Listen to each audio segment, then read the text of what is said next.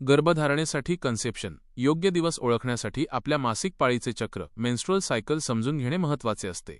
आपल्या मासिक पाळीचा पहिला दिवस, ज्या दिवशी रक्तस्राव सुरू होतो, तो आपल्या सायकलचा पहिला दिवस मानला जातो. गर्भधारणेसाठी सर्वोत्तम कालावधी आणि ओव्ह्युलेशन मोजण्याची पद्धत खालीलप्रमाणे आहे. ओव्ह्युलेशन म्हणजे काय आणि ते कधी होते?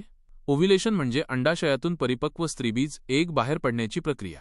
हे सहसा पुढील मासिक पाळी सुरू होण्याच्या 14 दिवस आधी घडते.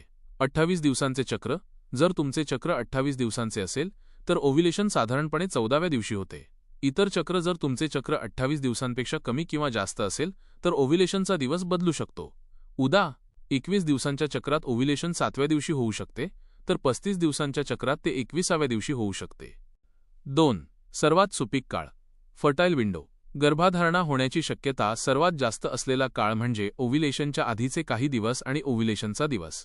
फर्टाईल विंडो ओव्ह्युलेशनच्या 5 दिवस आधी आणि ओव्ह्युलेशनचा दिवस असा हा साधारण 6 दिवसांचा काळ असतो. शुक्राणू स्पर्म स्त्रीच्या शरीरात 5 दिवसांपर्यंत जिवंत राहू शकतात, त्यामुळे या काळात ठेवलेले शारीरिक संबंध गर्भधारणेची शक्यता वाढवतात. सर्वोत्तम दिवस ओव्ह्युलेशनच्या 2 दिवस आधी आणि ओव्ह्युलेशनचा दिवस हे गर्भधारणेसाठी सर्वात उत्तम मानले जातात. 3. ओव्ह्युलेशन ओळखण्याचे मार्ग कॅलेंडर पद्धत. किमान 6 महिने आपल्या मासिक पाळीच्या तारखांची नोंद ठेवा आणि तुमच्या सायकलची सरासरी लांबी काढा. सर्व्हायकल म्युकस गर्भाशय ग्रीवाचा श्लेष्मा.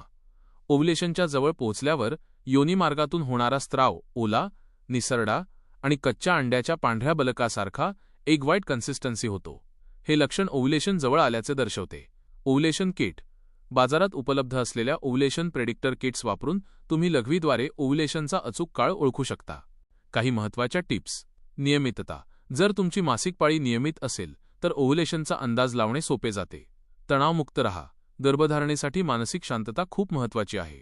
वैद्यकीय सल्ला जर तुम्हाला मासिक पाळी अनियमित येत असेल किंवा 1 वर्षापेक्षा जास्त काळ प्रयत्न करूनही गर्भधारणा होत नसेल तर स्त्रीरोगतज्ञांचा गायनिकॉलॉजिस्ट सल्ला घेणे उत्तम ठरेल. ते तुम्हाला योग्य तपासणी जसे की सोनोग्राफी सुचवू शकतात. तुमच्या